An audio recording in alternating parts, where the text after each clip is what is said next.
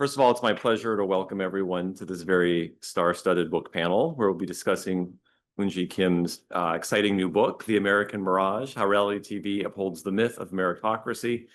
And her book is published by Princeton University Press. Eunji Kim is an assistant professor of political science here at Columbia University. Professor Kim is a scholar of political communications, whose research considers the impact of media content on mass attitudes and political behavior. And I'll add, she's truly an emerging star in this field. And maybe at this point, I should remove the word emerging, given your publishing successes. But one of the things that make Professor Kim work stand out, in my mind at least, is her intellectual creativity, which if you read the book, you'll see, empirical rigor, and focus on not just the traditional news media, but on the entertainment media, which is pretty uncommon, at least from my perspective or vantage point in American politics. Professor Kim explores a range of topics, including like the role of The Apprentice in helping Trump's electoral performance in 2016, the influence of cop procedural shows on public perceptions of the criminal justice system, and the effects of following social media influencers on Instagram, TikTok, YouTube, and more. Professor Kim has published in all of the top political science generalist journals and now has this fantastic new book, which everyone has their copy of except John Marshall.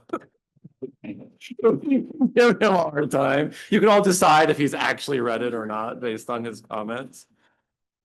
But I should say about this new book, it's received a lot of recognition already, including Bloomberg Business Week said it was one of the best arriving books in May of 2025. Portions of this were previously published, and that article won 6 prestigious awards. I won't name them all, but they include the 2024 Walter Whitman Best Article of the Year Award from the American Political Science Association and the 2024 American Journal of Political Science Best Article Award. So this book is already getting a great deal of well-deserved recognition. And so I'll turn the floor over to Eunji, and then I'll introduce the other panelists in turn. Okay, so first of all, thank you so much. My expected turnout was 5, including panelists, and it's way more than 5. And particularly for those who are not affiliated with political science, I'm genuinely curious why you willingly showed up to this panel. So thank you so much for your time. It feels really strange to hold a hard copy of something that you worked for the past 10 years. It feels like my baby. I wanted to call it a baby shower, but probably not an appropriate metaphor for this.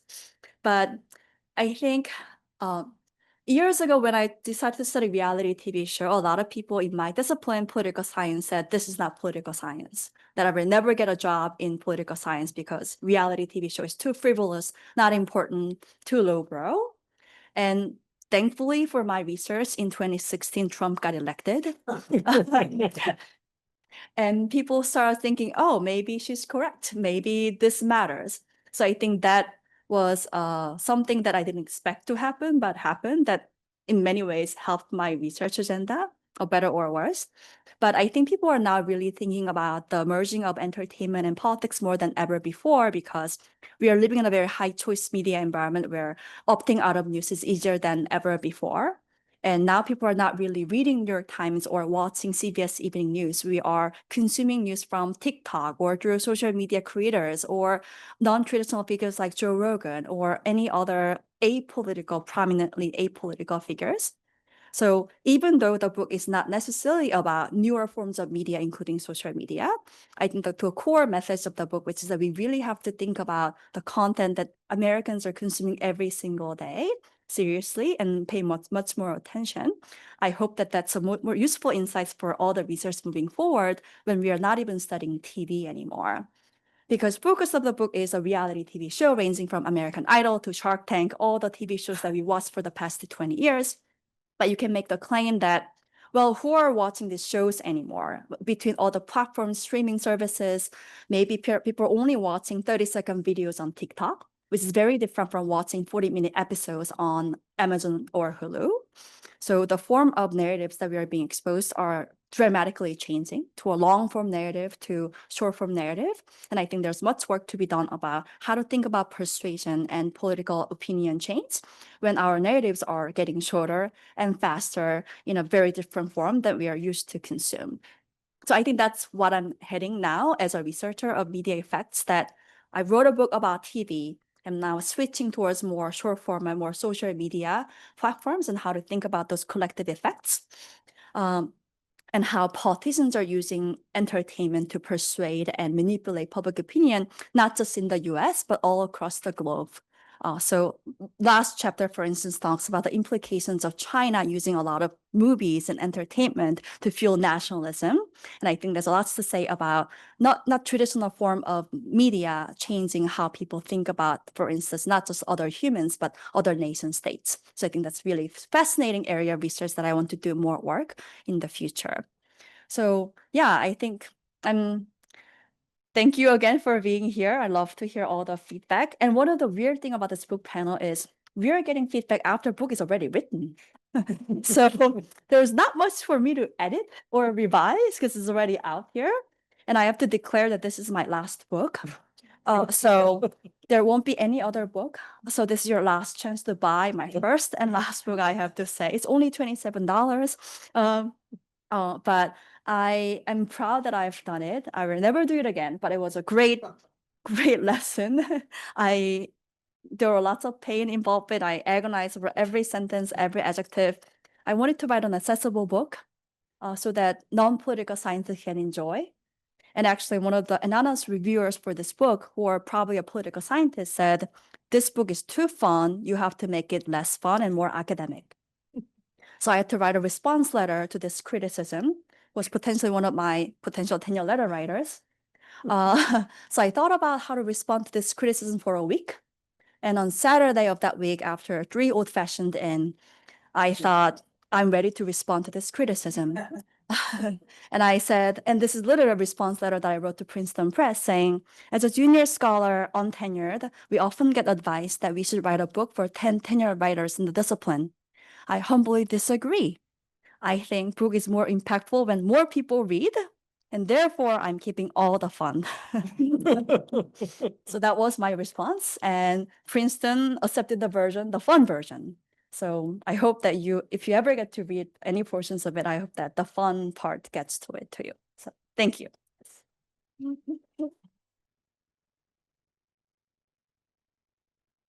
Thank you. All right, our first panelist is Professor John Marshall, who's an associate professor of political science here at Columbia, and now will be associate professor with tenure starting July 1st. So that's a major milestone in his career that we should recognize. And Professor Marshall's research lies at the intersection of comparative politics and political economy and spans elections in developing and developed context.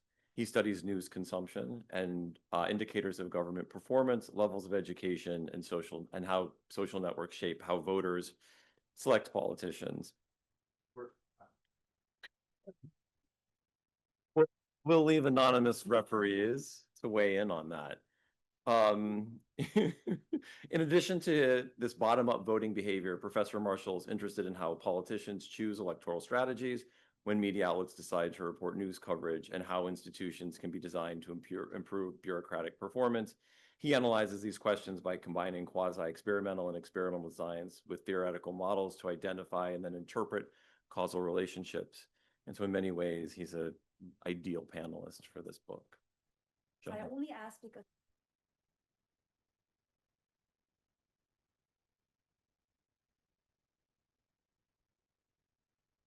well, no problem. It's an absolute pleasure to read this book. So, thank you to everyone for organizing the conference and incentivizing me to read this important and really interesting work. So, I think to this point about fun, like one thing I really enjoyed about the book is how it actually drew inspiration from its subject matter. This is a book about entertainment media, and entertainment is not in short supply in the book itself. This is probably the political science book which I've enjoyed most reading, I think, ever. So congratulations on that front. I'm admittedly the competition.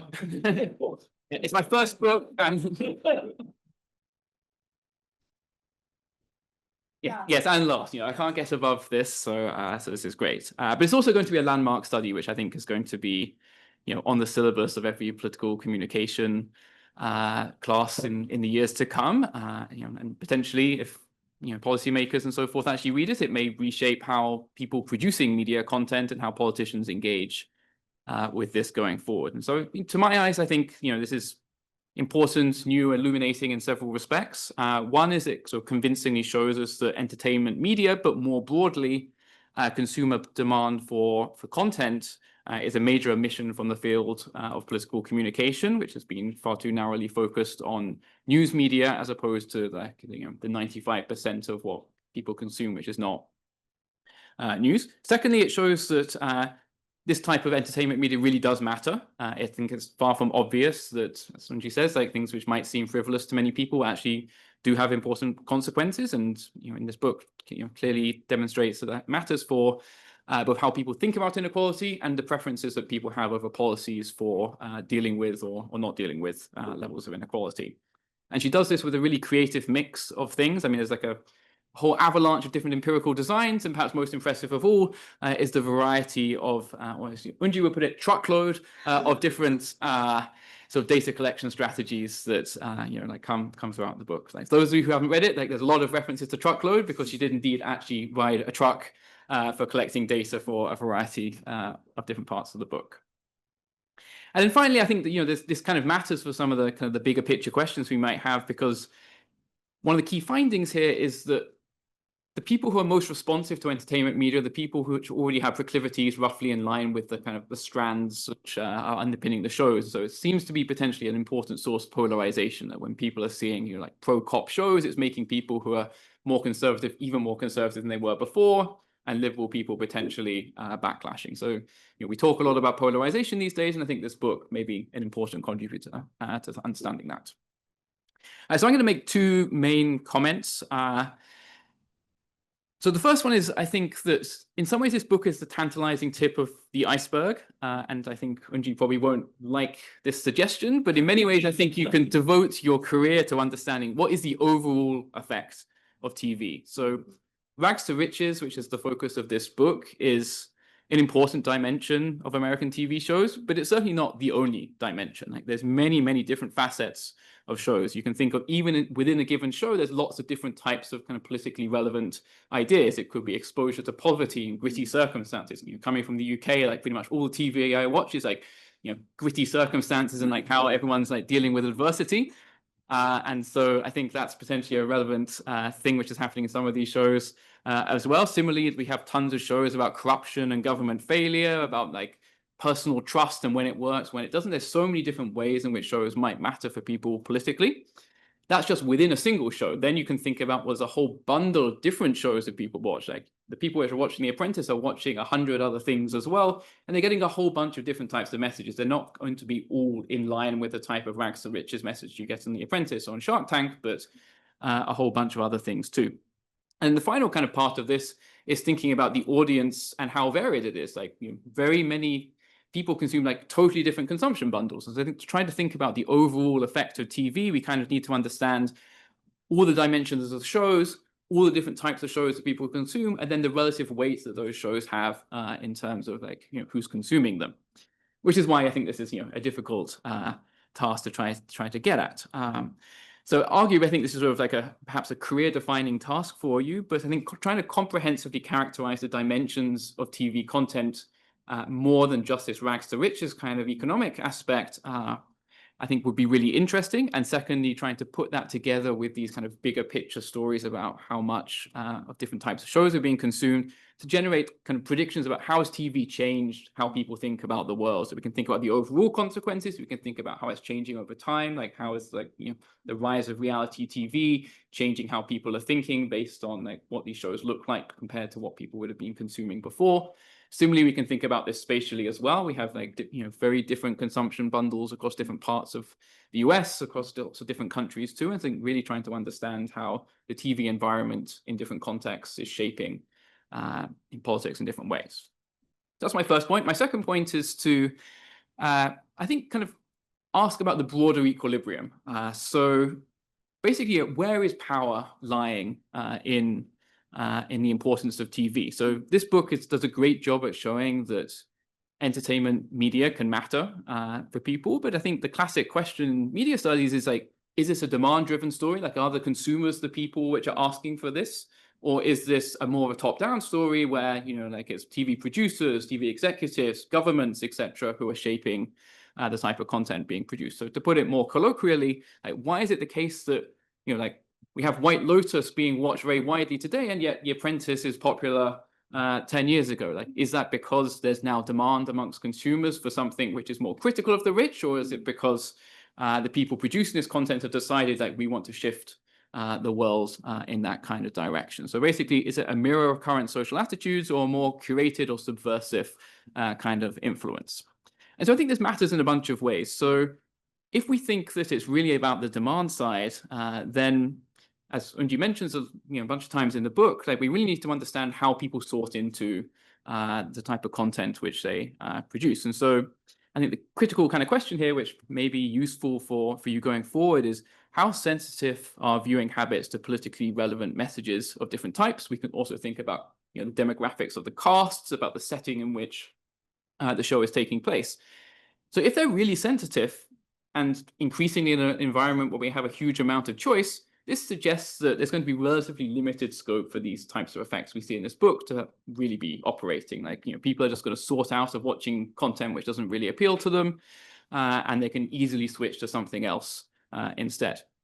On the other hand, if people are not particularly sensitive to political content in the shows which they watch, this creates these opportunities for TV producers. And this kind of then raises the question of, why do producers make the content which they produce? Is it about their ideological convictions? In which case we have to ask the question of, how do people become TV producers? Like, where do they come from? Where, you know, why are they influenced in the ways in which they are? Is it a story about the media kind of infrastructure, like, you know, power brokers with outdated perspectives who like don't understand where, like, you know, new kind of consumer interests might be going?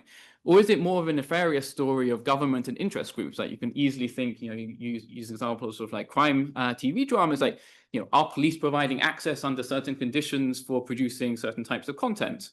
Are the army sort of like providing access to certain types of shows? Like, you can only film it here if like it has a certain type of tone.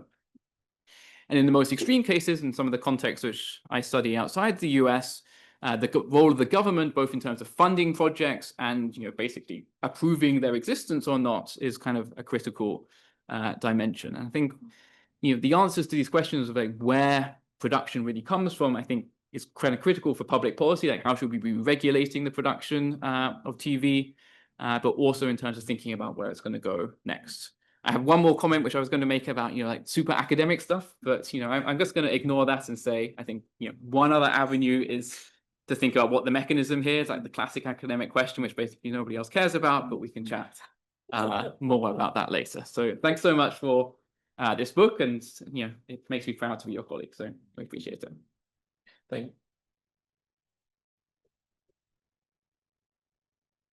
Thank you, John. Our next panelist is David Haidu, who's a professor of journalism, also here at Columbia Journalism School. He's currently the staff music writer for The Nation. I served as music critic from the New Republic for 12 years. In a career spanning more than 30 years, he's written for many publications and authored 8 books of cultural history, criticism, and fiction. He's a 3-time finalist for the National Book Critics Circle Award and 4-time winner of the ASCAP Deems Award, Taylor Award for music writing. And he is our non-political scientist on this panel, and we greatly appreciate an outsider perspective on what we're saying. Thank you.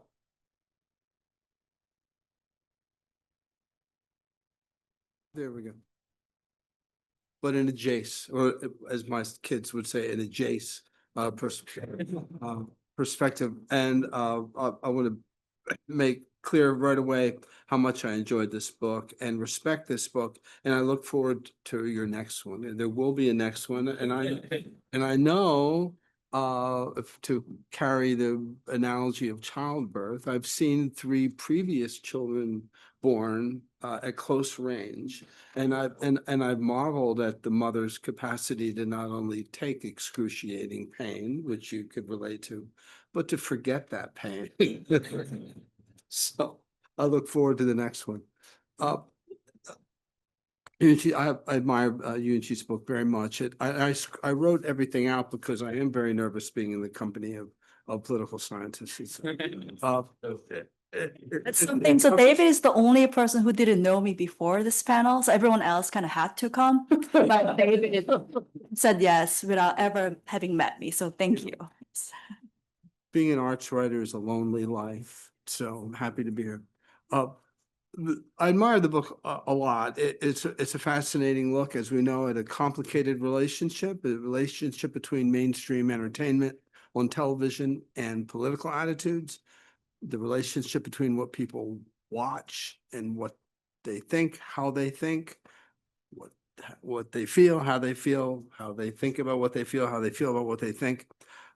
In my own work as a critic and as a journalist, I deal mainly with music. So I'd like to take up the matter here of how popular music specifically influences the social and political attitudes of its audience. And it does, and I have an argument to make about that.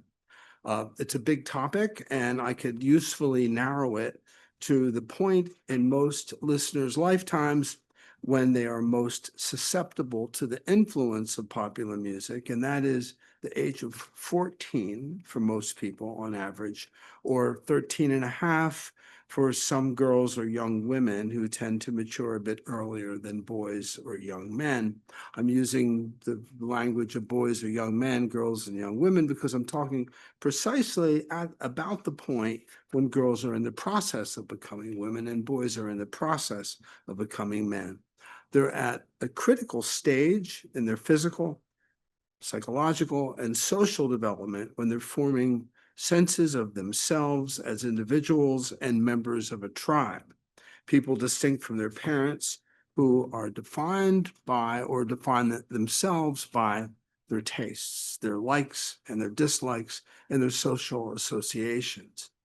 I interviewed Daniel J. Levitin, as you may know, is the director of the Laboratory for Music Perception and Cognition at McGill, and he said the following, quote, 14 is a sort of magic age for the development of musical tastes. Pubertal growth hormones make everything we're experiencing, including music, seem very important. We're just reaching a point in our cognitive development when we're developing our own tastes, and musical tastes become a badge of identity, end of quote. Now, the music we love when we're 14, give or take 6 months or so, depending on our chromosomes, is the music we tend to hold dear for the rest of our lives. And of a piece with this phenomenon is the fact that music that captures a cultural flashpoint of one kind or another tends to carry special resonance for the 14-year-olds who hear it, love it, and define themselves by their affection for it and their membership in the tribe of fans of that music. A few years ago, I wrote a piece for the New York Times about the striking fact that a wave of figures and high standing in music were all reaching the same age. Bob Dylan, Joan Baez, John Lennon, Paul McCartney, Carole King, Aretha Franklin, Brian Wilson, Jimi Hendrix, Jerry Garcia, Lou Reed, George Clinton, Neil Diamond, Paul Simon, and Art Garfunkel all hit the age of 60, and a decade later, the age of 70, and more recently, the age of 80, within a year of each other. Now, it goes without saying that a lot of notable people hit every age, every year. Notable people hit 60 and 59 and 61 and 34 and 28 every day. Still, it is striking that so many talented people on that list all devoted their lives to popular music. And it made me wonder why some of them didn't go into other fields. John Lennon was a gifted visual artist. McCartney had trained to be an electrician. Art Garfunkel studied architecture. In fact, right here at Columbia, he studied architecture. What drew them so strongly to music? Could it have been that something was happening in popular music that attracted the attention and captured the imagination of gifted 14-year-olds who might have otherwise channeled their gifts in other directions? Well, yes, they all happen to have turned 14 at the time when the rock and roll explosion took place in 1955 and 1956. And McCartney said, it was Elvis who really got me hooked. When I heard Heartbreak Hotel, which was released in 1956, when McCartney was 14, I thought, this is it. And I have quotes from almost everybody in that list saying almost the same thing. When I heard that, and the year when they were 14, I thought that was it in so many words. So if you take this phenomenon and look closely at its consequences over time, things get deeply interesting. Now let's take this as a thought experiment and consider the impact that music can have in cases in which music captures a cultural flashpoint. Now, I'm not a political scientist. I'm not a sociologist. I haven't done a rigorous statistical analysis of the data. That's above my pay grade. But I looked at a set of historical facts. I looked at a set of information, and I found fascinating patterns. And that is my job as a critic. That I'm qualified to do. So looking at key flashpoints in popular music, we find, I'm going to give you three examples, three things. One, the swing era took place. So music that was historic for bringing together Black and white sensibilities. African-American arrangers delivering what is essentially an expression of the Black experience for white band leaders, including Benny Goodman, who becomes famous as the king of swing for having an integrated band playing aesthetically integrated music. The peak year for this breakthrough was 1936. If you were 14 in 1936, if you're 14 when all this is happening, you were born in 1922. So if you carried something of that appreciation for the value of integration into your maturity, how would that play out when you were a full-grown adult, a part of the adult world?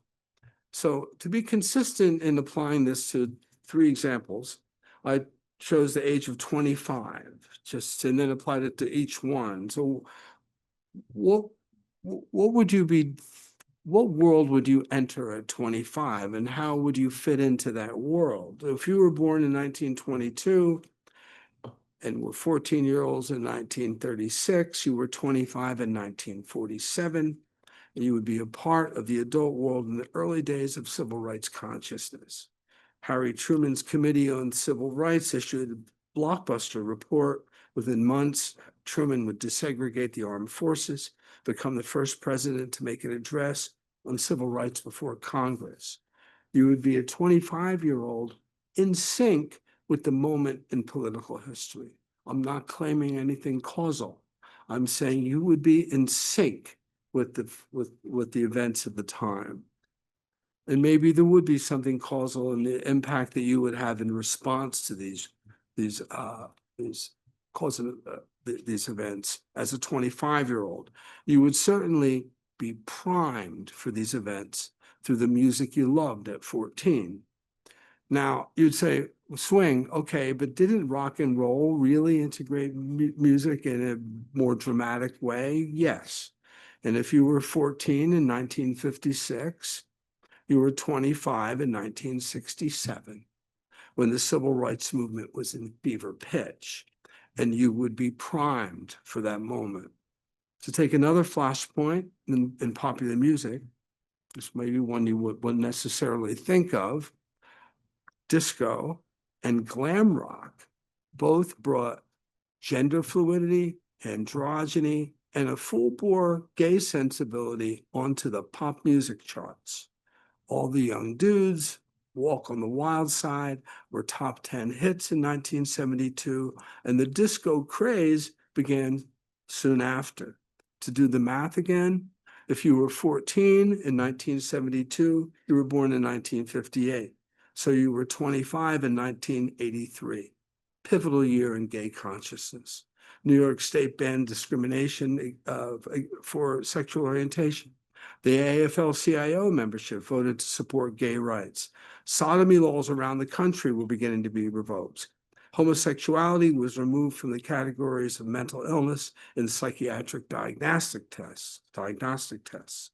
So if you were 25 and a voting member of the AFL-CIO, you would be at least a bit prepared, having worn glitter and platform shoes at your high school dance. One more flashpoint. This will take one last minute. Aretha Franklin putting Respect, indelible anthem of womanly empowerment, on the pop charts in 1967. If you were 14 then and born in 1953, you were 25 in 1978, the year of the National March for the ERA, flashpoint for the women's movement. And you would be prepared, thanks to Aretha Franklin. Now, all this may lead you to wonder what MAGA voters were listening to when they were 14. I don't know, and I'm not sure I want to know. They might not have been listening. Thank you.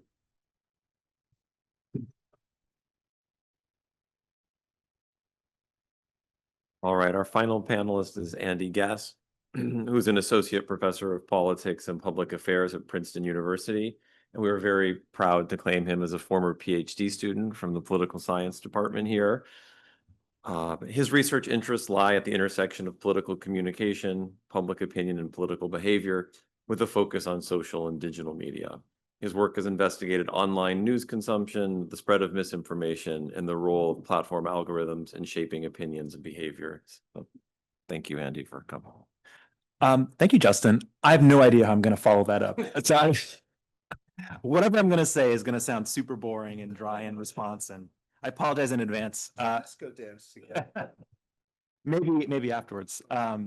Yeah, so thank you everyone. I'm truly honored to be here. Thank you for inviting me to be on this panel. Eunji, this is a great accomplishment. Congratulations on the book. It's also great to be back on campus and see some familiar faces. So yeah, just to echo the other panelists, the book truly was a pleasure to read. It's definitely the liveliest political science book I've ever read. And it's a book that has a big, bold argument that has actually very important implications for political science as a discipline.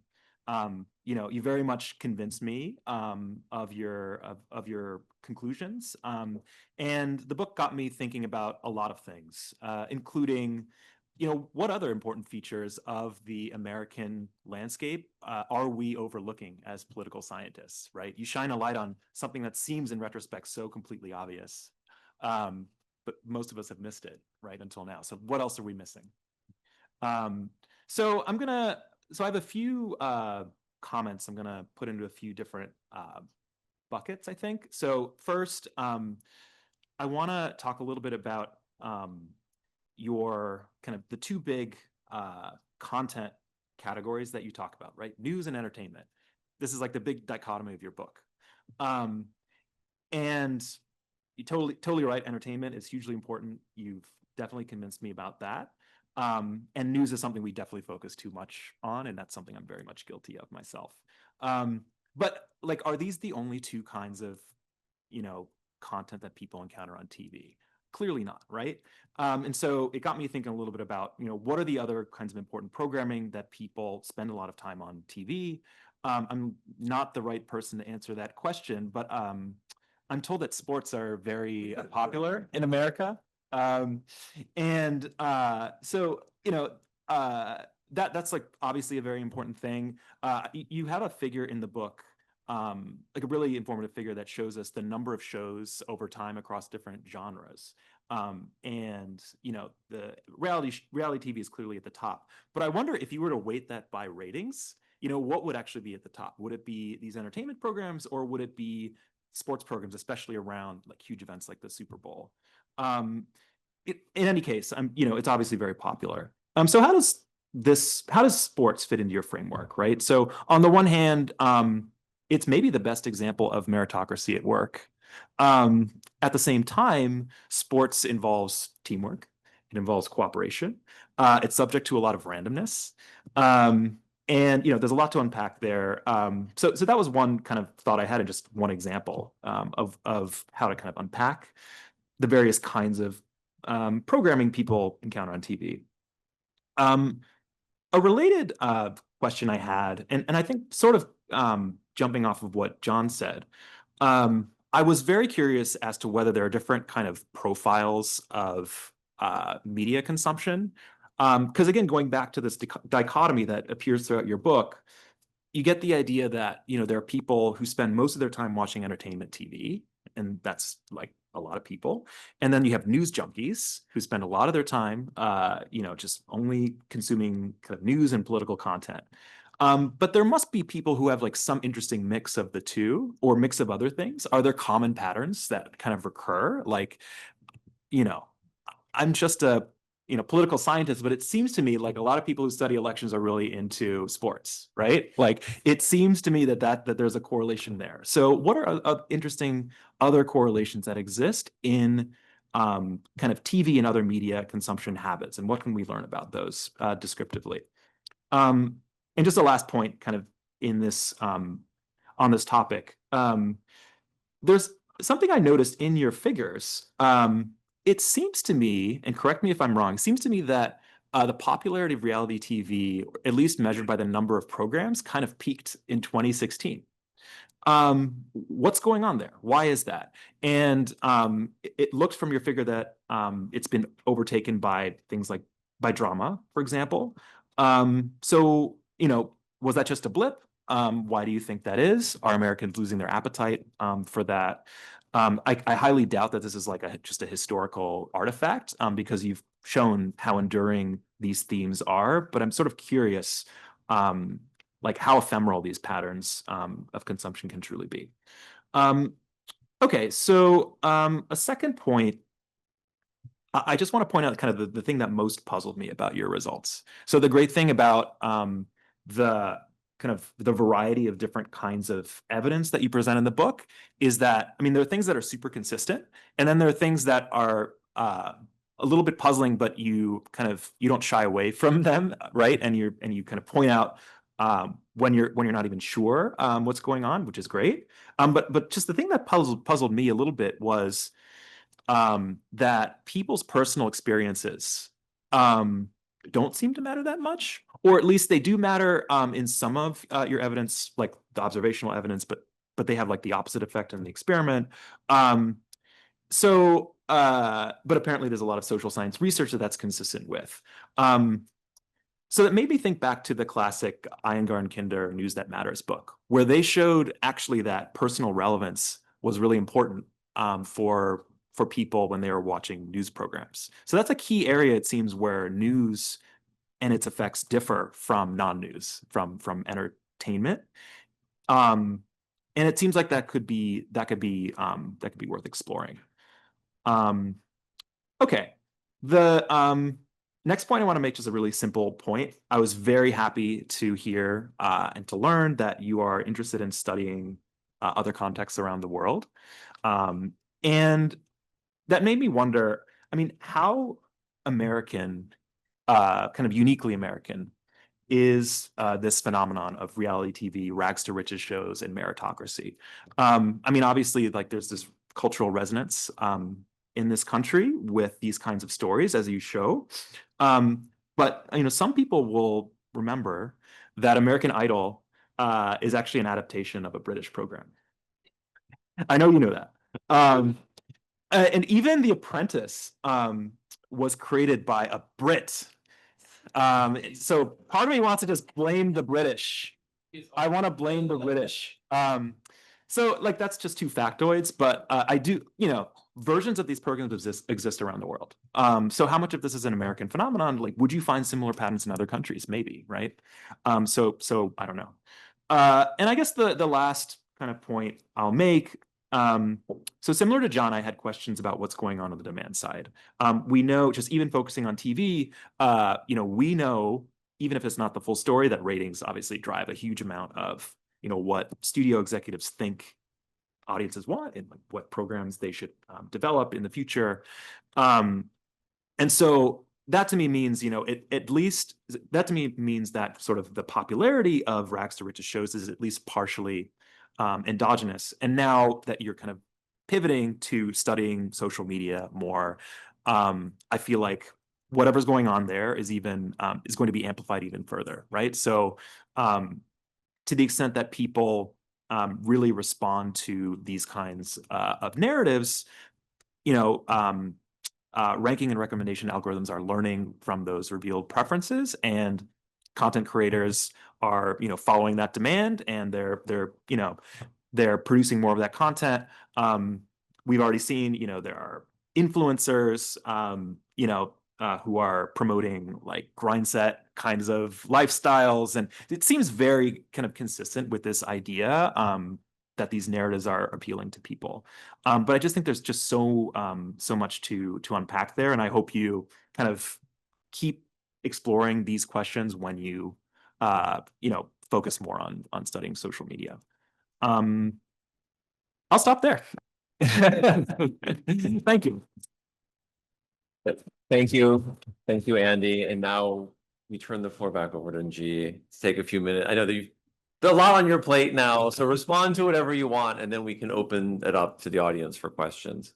Okay, so I respond to interesting points raised by David, because I think music is a very understudied topic in political science. And there is some research out there saying that with the rise of Trump, there has been a rising popularity of hate music, according to a lot of music data. And I think Spotify data, and with the rise of LLM, I think there's lots of opportunity to big scale analyze all the music lyrics over time, how that coincides with the changing American consciousness. So I think that would be a really interesting thing to do. But your focus on age 14 and impressionable years, that like music we listen to when you're young impacts us much more than other music.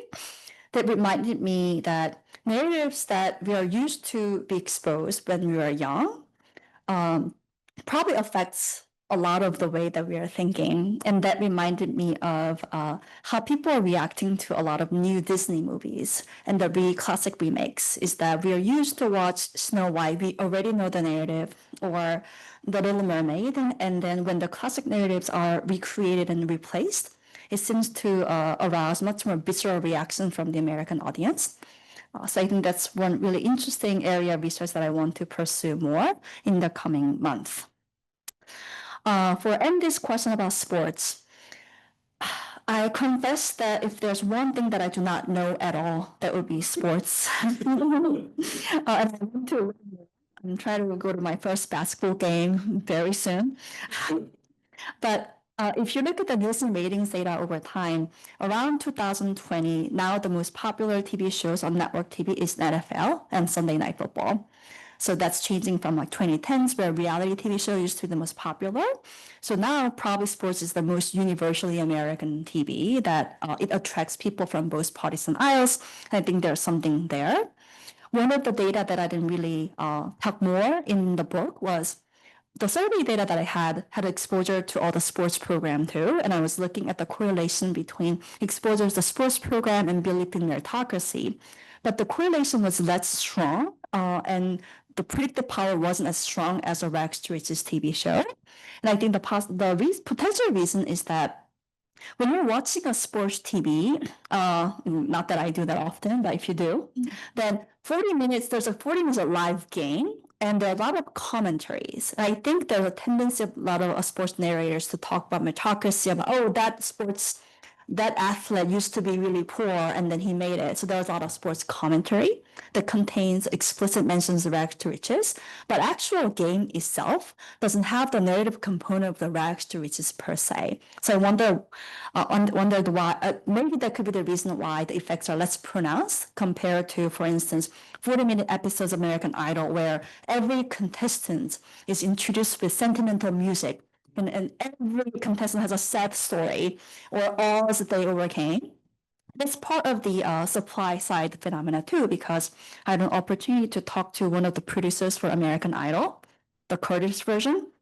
And I actually asked him, do you specifically look for contestants or who have like a rags to riches stories, or who overcame a lot of odds? He's like, absolutely yes. They're looking for those contestants. They want to feature them more on the TV show. And right now what's happening on Hollywood is a lot of the TV producers are literally just scrolling through Instagram and YouTube to look for people who have a really moving stories and then feature them on a TV because they know that these stories sell better. Americans love uplifting stories, and I think it's in our cultural DNA. So I think there's something a lot of obviously it's like a circular thing that yes, we like those stories and TV producers know the demand and therefore feature those contestants and then we end up watching them more. So always the chicken and the egg problem is always really hard to disentangle. And I think my book didn't do a good job about showing the first stage where the supply side comes from. I wish I've done more interviews with TV producers, but that probably meant spending more time in LA, for instance, that I couldn't do at the time as a grad student. Yeah. Other thing is about the fading popularity of how American this is. So when it comes to overall TV consumption, if you look at the amount of time that people spend watching on TV across advanced democracy, America is number one. We're exceptional. So watching television among other apps, so it should be so fun. But I do know, and we all know that there are lots of other versions of reality TV shows, the same format in different countries. But I think the effects will be different depending on the intercept. Which what do I mean by that is in most of the surveys that I do, many Americans already have a very optimistic belief in the American dream, but there's a very small subset of people who are very pessimistic. And among those people, when I force them to watch, rags to riches TV shows like Shark Tank, American Idol in an experimental design, I find that the effects backfire. Is that when they force them to watch this TV show, they become even more pessimistic because they're already pessimistic and they're like, oh, what you're showing is a lie. So there's a backlash effects among a very small subset of people. So I think that kind of highlights the importance of a baseline intercept that we have, baseline level of belief in the American dream. So in countries where the baseline mobility beliefs are very low, for instance, South Korea or maybe French or British, the same show might have a very different effects because if the effects are more reinforcing what you already have, if the baseline level is too low, then maybe it's not reinforcing anymore. It could potentially backfire. So something that I wish I've done is potentially a chapter on cross-national data and cross-national experiments. Something that I wish I have done that I guess I just didn't have time, ran out of time to do so. But again, there's no next book, so I cannot say that in my next book I'll investigate that. But Stop saying that. something that I wish I have done. And one last thing is the personal experiences part. And this is a huge debate in political science where what matters more for our cognition and attitudes? Is it something that you experience in your everyday life or a TV show that you watch? It's a whole debate going on and there are competing evidences on which matters more. And obviously the answer is it matters both and depending on the circumstances. But probably biased, but I do tend to think that the media content that we select probably matters much more for our cognition and attitudes. And one easy example is New York subway. Lots of things happen in New York subway. As you know, people sometimes take off their pants or dance or sing. Everything happens, but one thing that's always shocking to me is people don't really care. People just go with their life. They're always sticking with their phone or looking at their phone. So the interesting question is, what matters more? The person who's singing in front of you or dancing in front of you, or the screen that you have and you chose to watch on Instagram on your New York subway ride, which matters more? So I tend to think that because we choose to consume this content, it probably potentially matters more for our cognition and perceptions. But I think there's much more to do. And some of the book findings show that the geographic context didn't really matter that much for our mobility beliefs. For instance, whether you live in a low mobility high income inequality area didn't really matter for their belief in the American dream. So personally, that finding was really interesting and shocking to me. How come the fact that you live in, for instance, a suburban town with no mobility doesn't really matter that much for your belief in mobility? How come media matters much more? So in my other work, I want to explore much more theorization on what context the personal matters more versus impersonal factors matter more. And that's why, for instance, for my investigation with the cop shows, that I'm very interested in how the cop shows from Chicago PD to Blue Bloods are affecting the way we think about police brutality and criminal justice system. But the way that we think about police is shaped by not only the real entertainment TV that we watch, but our interactions with police. For instance, as a New Yorkers, we see NYPD every single day. And we've seen lots of them on campus throughout the last year. So that probably affects the way we think about policing or criminal justice system in general. But if you're the senior white citizen living in a suburban town in the middle of nowhere in Tennessee, maybe the only way that you get exposed to policing is through Blue Bloods or NCIS. And maybe that matters more for how you think about policing in America. So I'm very excited to investigate that more in the next paper with much hopefully richer theorization on scope conditions of the personal and impersonal. So yeah, I think that's probably all I have for now. Yes, yeah. All right, thank you. Now we have about 15 minutes, 10, 15 minutes to take questions from the audience. Why don't we start? Yeah. Thank you so much. It was very interesting. I haven't seen the book, so my knowledge is just limited to discussion today. I have two questions. One is that at the end you were mentioning about like in the subway, we are more interested to look at our phone rather than what is happening in front of us. And then also Andy mentioned the influence of sport. I'm just wondering how much of it is because of money. Money, like these reality shows of American, because I didn't born here, coming from axis of evils. Which many. So I watched the British version. That's actually how I learned English as a teenager.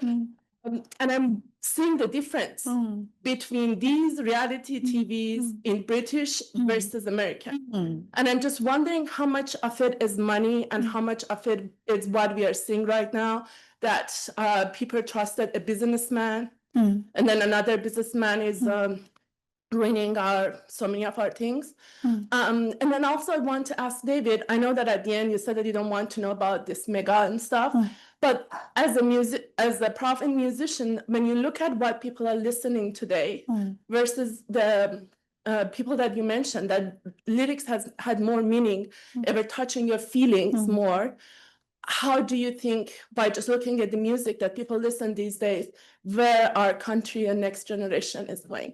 Thank you. Wow. Okay. Do you want to go with the music? Yes, so the money part. So if I understood your question correctly, is it something about, do you think that whether some people are poor versus rich moderates or changes the way they experience the TV watching? Is that the question? So what is happening in front of us in subway is by some poor people or teenager or someone who doesn't have money to be able to be in one of these platforms, versus what we see in these reality TVs with people with money. And at the end, we trusted, Americans trusted a businessman. Oh, I see. Okay, so there's lots to untangle here, but I hope that my answer is partially answers your question. I think there's something about the capitalism and the belief in the capitalism that functions differently across societies. And maybe we can make an argument that America puts much more emphasis on money and economic success compared to other cultures. So maybe that's part of the American dream narrative that a lot of reality TV shows is selling, because many of these shows portray a very visible economic benefits to the contestants. So I think that kind of tells us the cultural current that we always had in American dream that's also always includes a financial success, potentially compared to other versions of the American dream in other countries. That would be my incomplete answer to your profound question. Yes, yeah. Yeah, I'll attempt to begin to address the question of meaning in popular music.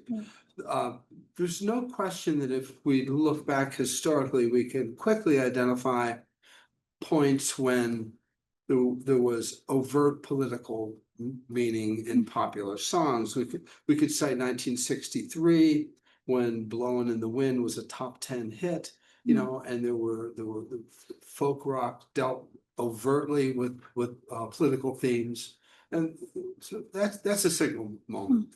But meaning, popular music carries meaning in many different ways, and many of those meanings are subtle and very not so easy for us to decode. Sometimes the meaning is contained in the beat. Sometimes the meaning is contained in the dance, in the social sphere that grows from the beat, from the music. Do the hustle. Where's the meaning in "Do the Hustle"?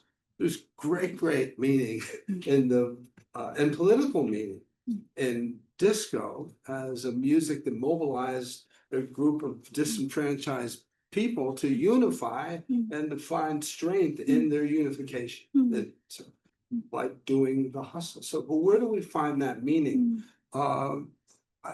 Political sciences can search for it. The first responders in this realm, and it's an important realm, are my tribe, are cultural critics, including the 4 brilliant ones over here on the right who are my students. So we 4 over here are the first responders in finding the meaning, where it might not be so easy to find. Yeah, okay, I think you're on. Okay. I think you're onto something in the fact that as American society, how people make political decisions. I'm always curious how ideology actually translates into power. It seems that looking at it traditionally, if you have surveys, like a lot of Americans are progressive on a lot of things, but then you see how they make decisions. It might be they're going to the grocery store and they're pissed off that eggs isn't that much, and they're going to choose an authoritarian based on that. So I would say that I think traditional political science has investigated this area. Now, as far as TV shows are concerned, I know producers love them because they're cheap and the rate of return is tremendous. Yeah. So my question on that is, it's a matter of, it's just, let's just go on to the existing ideologies the best as we can. And let's just use maximum production values to just generate the largest profit as just like a sector of media. Now, can we say that's more the critical series like Mad Men, right? Which portrays capitalism in a very kind of critical way. So is it just merely a highbrow, lowbrow marker? This is just an easy algorithm that reality shows are easy to make. And the mass audience is just not that critical, not that intelligent, so just keep churning these things out until they kind of collapse. Is there ideology that's there? Like, that's my question. How does that actually translate to like a specific political configuration? Because when you look at the results of the election, right, you could say 450,000 votes the other way, and we're not even talking about the stuff we're doing now. So that's what makes American society hard to analyze, because while during this overreaching, like I said, it's going the other way. So on behalf of political scientists, there is lots of work on how personal economic circumstances change your voting decision. Oh, this is not the focus of this book, but there has been lots of work on that. But what's really interesting is a lot of the the CEOs of a lot of platform companies and TV productions, they used to say that reality TV is a cocaine of a TV because it's an easy fix for hard problems. And it's literally a quote from one of the CEOs of a TV company. So it is cheaper and easier to produce this proven plot, so to say. And I think this is a debate that we always had from, like, even from a historical perspective. So during the original Gilded Age, Horatio Alger, who's a prolific writer, used to write lots of dime novels that had rags to riches narratives. And at the time, a lot of intellectuals and critics lamented the reality that why are they not reading Shakespeare? Why are there, hundreds of cheap dime novels by Horatio Alger that has a little the same. So I feel like the debate that we are having is very similar to the ones that we had before. Back then, people lamented that people read books. Well, back then, people read books, not anymore. Now we're talking about why so many Americans are spending too much time watching, for instance, reality TV show.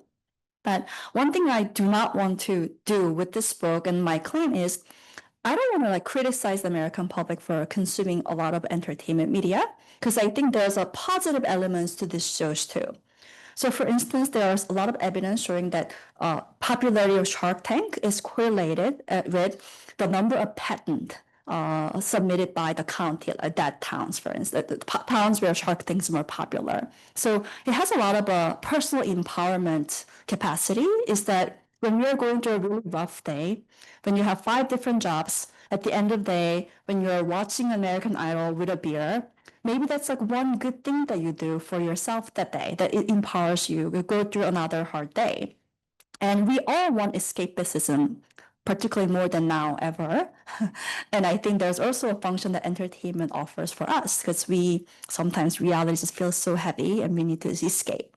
So I don't want to underplay the personal empowerment that comes from watching this potentially escapist entertainment media, but there is collective influence, meaning that yes, by changing the way that people think about who's deserving, who's not deserving, who's getting ahead, it has some political consequences that I document in the book.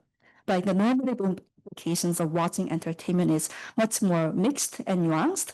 And because too many intellectuals have always, criticized, saying, why Americans are watching too much television? I don't think that that's a good starting point. I think the starting point has always to be, well, people watch different content for different reasons. Some people watch sports, some people watch reality TV, some people watch Mad Men or White Lotus for different reasons. And that given that reality, then how do we think about the potential consequence of that? So yeah, I don't want to, criticize for people watching too much, because I don't think that that's a healthy starting point for academics. Jack in the middle over here, yeah.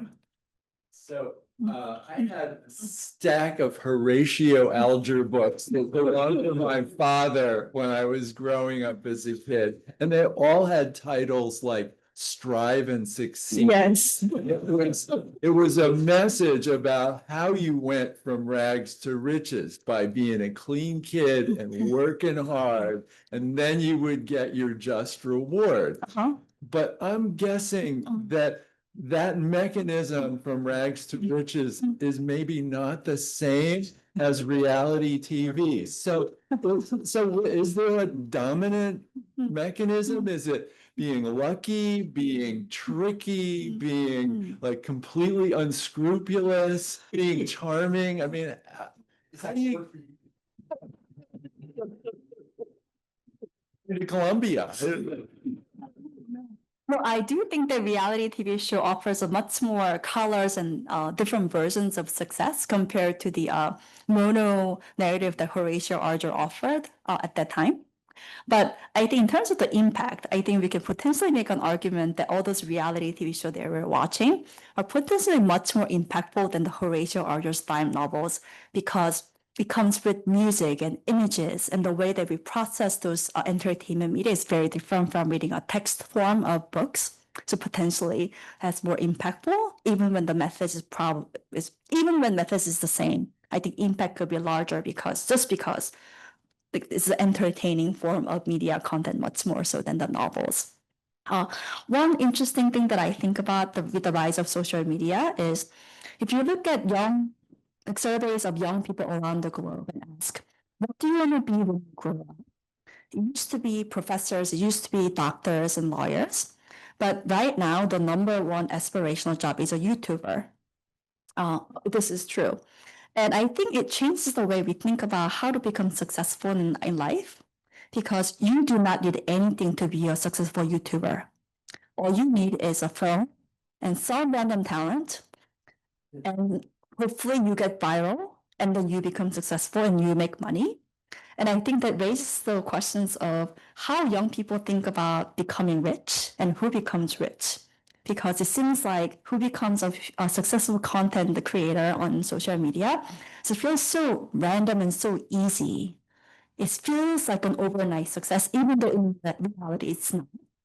But I think the way we think about the rich and then who's deserving and not deserving probably change a lot in the coming years, because right now, if the aspirational job number is a YouTuber and everyone thinks that it's so easy to be rich, then if you're poor, then it's all on you. You didn't need to come from a wealthy family, Ivy League background. All you need to do was an Instagram, I don't know, handle and some interesting content that you could have produced. So I'd be very curious about how young people and their perceptions of the wealth generation changes over time because of the social media, and the stories of the rags riches are changing. It feels like less emphasis on hard work, but more on just quick overnight success, and it feels almost random. Yeah.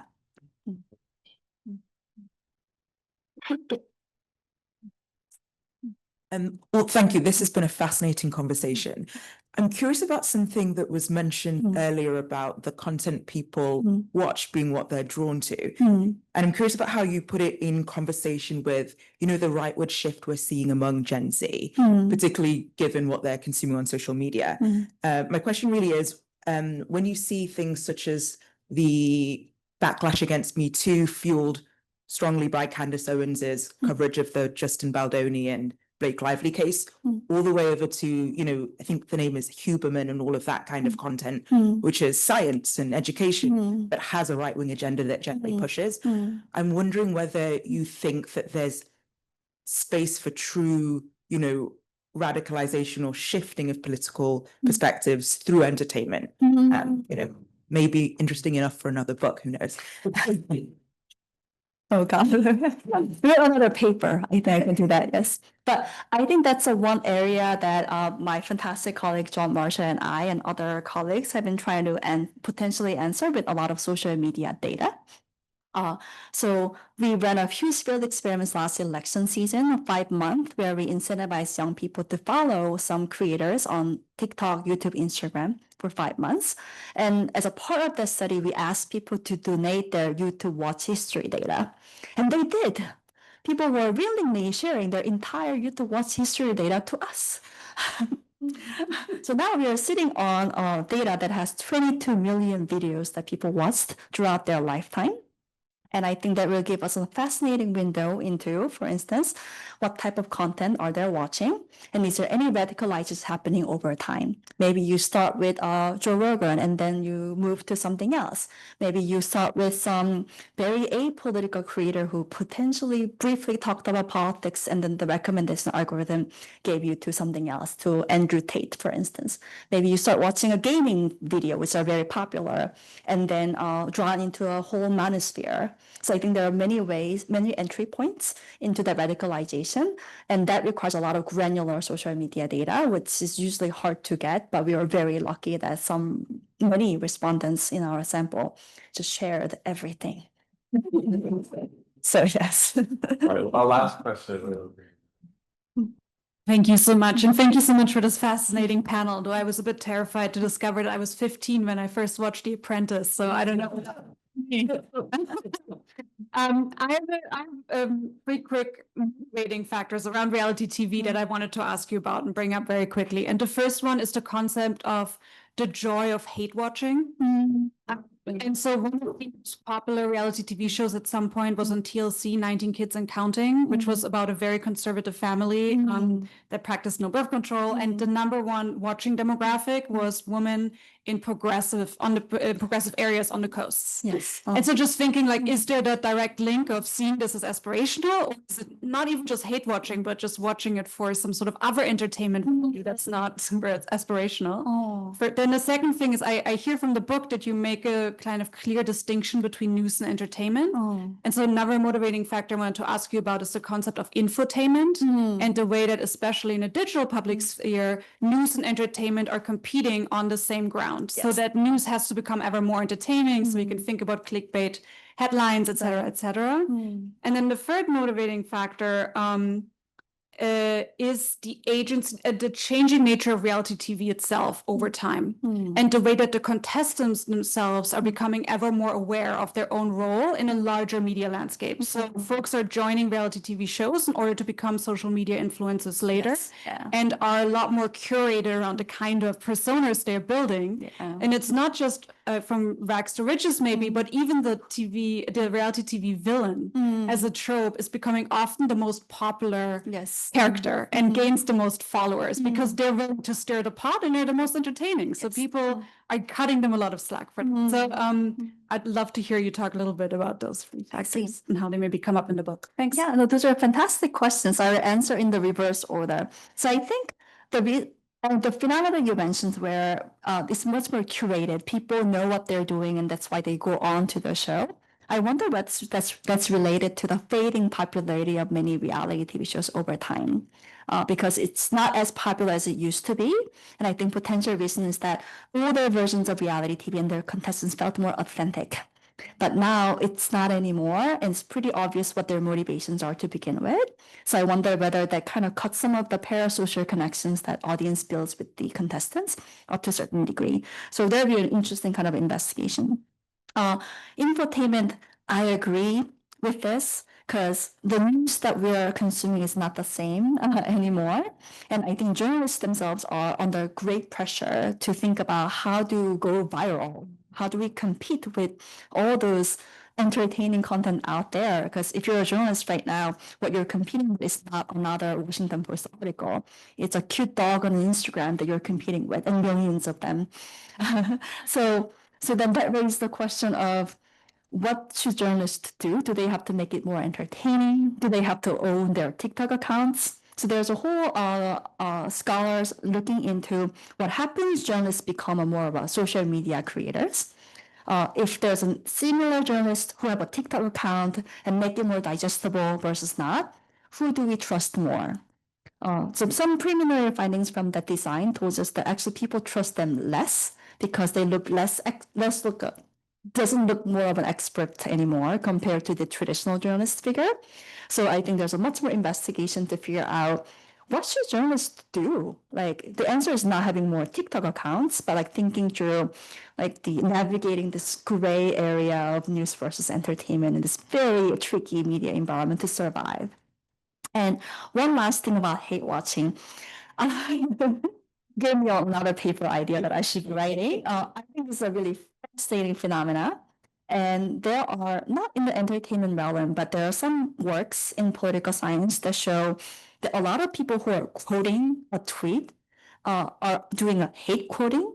It's not about I support this, it's more about look at how crazy things they're saying. So it's more of like a what's out the other side. So I think this psychological mechanism behind hate watching or hate retweeting or hate quoting is fascinating.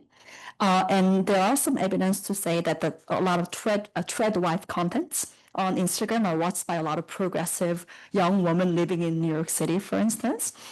So that means they're not aspiring that lifestyle. It's more about they're using that as to justify why their life is greater or better or has a better purpose. So I think it's a really interesting psychological phenomenon that I love to investigate more. Yes, thank you. Yeah. I just want to thank Eunji for writing this amazing book. I want to thank the panelists for giving of their time to participate in this and all of you for attending. And you'll still be around to answer questions. Yes, and there's free drinks and food. Yes. So thank everyone. Yeah.